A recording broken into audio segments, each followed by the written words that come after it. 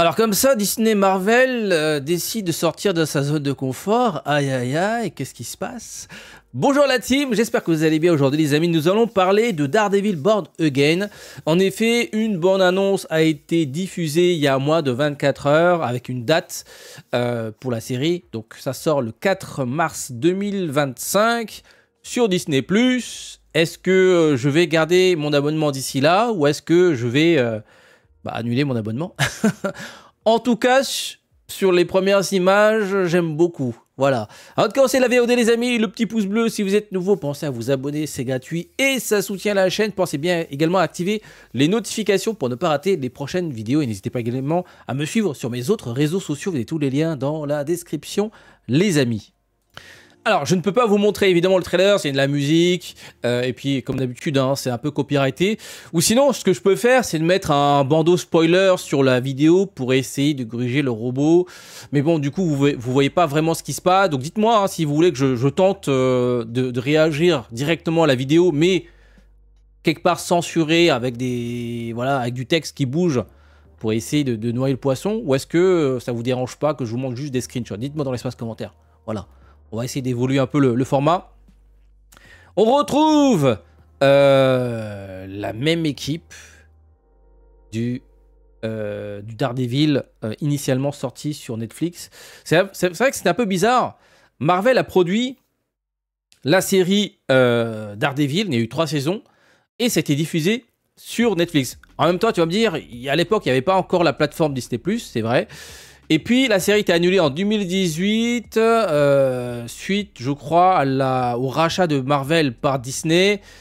Du coup, Disney a eu, je pense, hein, l'idée de reprendre la série pour la diffuser sur sa plateforme. Du coup, la série, enfin, les premières saisons de Daredevil ne sont plus disponibles sur Netflix et maintenant sont disponibles sur la plateforme Disney+. On parle quand même de plusieurs années, hein, parce que la série Daredevil sur Netflix, c'était diffusé en 2015, les gars. Hein, ça fait 10 ans. Ouf, oh, ça nous rajeunit pas tout ça. Ça fait 10 ans, les gars. 10 ans, première diffusion de Daredevil. L'acteur... on retrouve... Alors, chose qui est bien, ils ont récupéré l'ensemble du casting. Et ça, c'est fort. Ça, c'est fort. Ça, on respecte. Parce que là, c'est pas un reboot parce qu'en fait on retrouve, enfin je pense que ce qui a été fait avant a été gardé. Par exemple la rivalité entre Matt Murdock et Fisk, ça a été gardé. Maintenant la nouvelle série Daredevil est canon au MCU, c'est à dire que ça fait partie désormais du MCU. D'ailleurs Charlie Cox Matt Murdock a déjà joué dans certains films MCU, notamment dans le Spider-Man No Way Home. Il est aussi apparu dans Miss Hulk. Donc voilà. Désormais, Daredevil fait partie du MCU, alors qu'avant, c'était pas le cas. Daredevil, c'était à côté. C'était pas intégré au MCU. C'était vraiment une série qui avait quand même son univers, parce qu'en fait, il y a eu plusieurs séries qui ont été diffusées sur Netflix. Et ensuite, ils ont fait une sorte de Avengers. Ils ont fait The Defenders, qui était un peu le Avengers de la série, en regroupant Jessica Jones, Luke Cage et Iron Fist. Bon, c'était dommage, c'était un peu moyen. Le personnage le plus intéressant, c'est évidemment Matt Murdock. Les autres, leurs séries respectives étaient pas... Enfin, Jessica Jones, ça allait encore. Mais les autres, c'était vraiment pas très intéressant. Donc, on retrouve tout le casting des premiers Daredevil. William Fisk, les mêmes acteurs ont été réengagés. Pareil pour les 2 avocats qui accompagnent Matt Murdock. Et très très fort, ils ont fait revenir également The Punisher, l'acteur qui avait joué The Punisher, John Bertal, voilà, je cherchais son nom. Donc ça fait plaisir. Alors on retrouve, ce qui est bien, ils ont gardé les acteurs, donc c'est bien, mais ils ont aussi gardé l'aspect très violent et très sombre de la série. C'est pas pour tout le monde, hein. Ça fait des clés de bras avec pétage de bras, ça casse des genoux, le sang, ça gicle dans tous les sens, ça met des gigamandales. L'acteur se donne vraiment, voilà, il n'est pas doublé, voilà, c'est c'est des effets spéciaux de plateau, c'est-à-dire là, c'est pas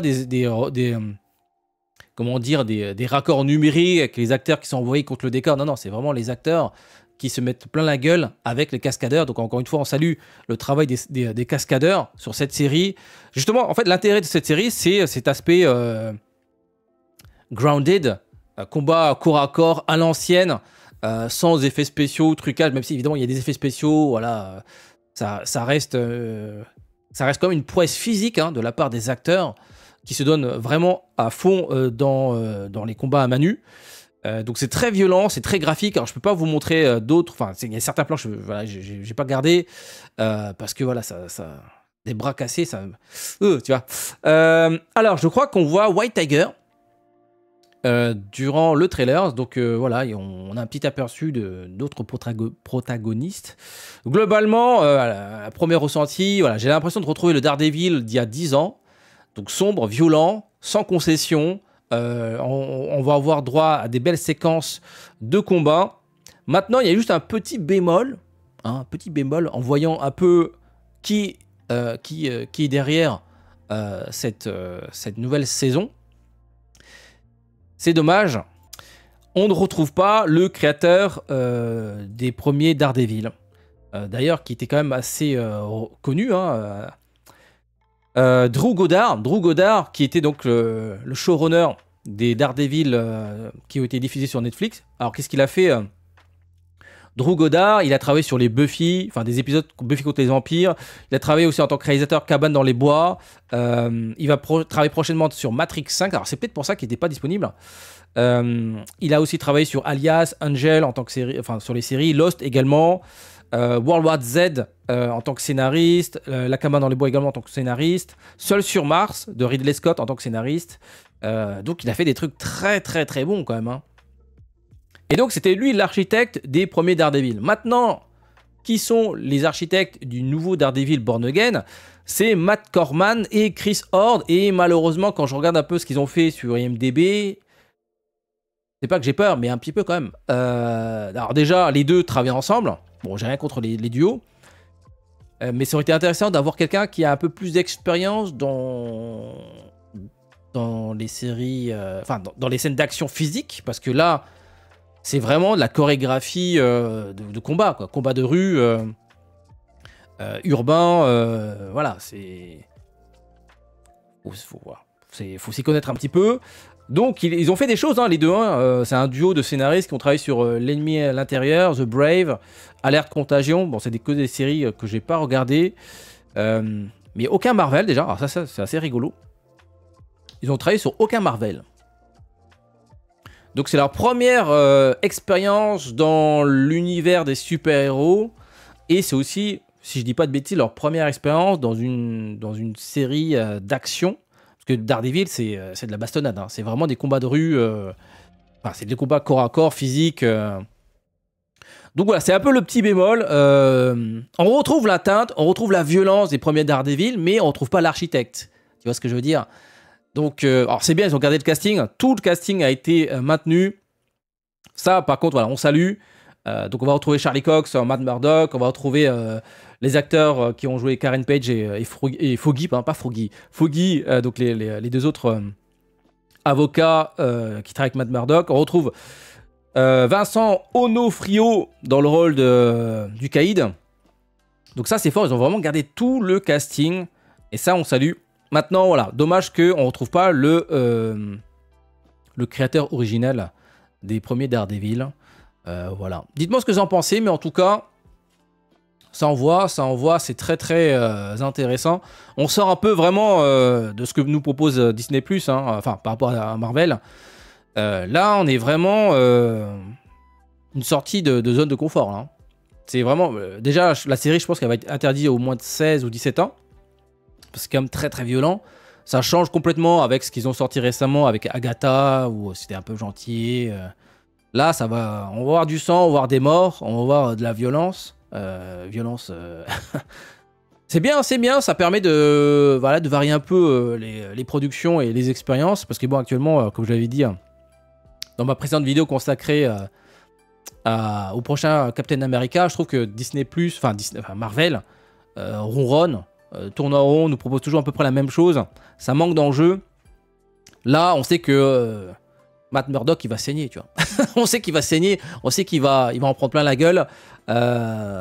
Donc c'est bien, c'est bien. Hâte de voir la série. Donc ça sort en mars, les amis. Donc voilà, les amis, dites-moi si vous êtes hypé ou pas. Là, tu vois, ça... Là, je dis oui. Là, je dis oui à du Marvel comme ça. Sur ce, je vous dis à très bientôt pour d'autres vidéos. Le petit pouce bleu, le petit abonnement. N'hésitez pas à me suivre sur mes autres réseaux sociaux. Et pensez bien à activer les notifications. À très bientôt. Ciao, ciao.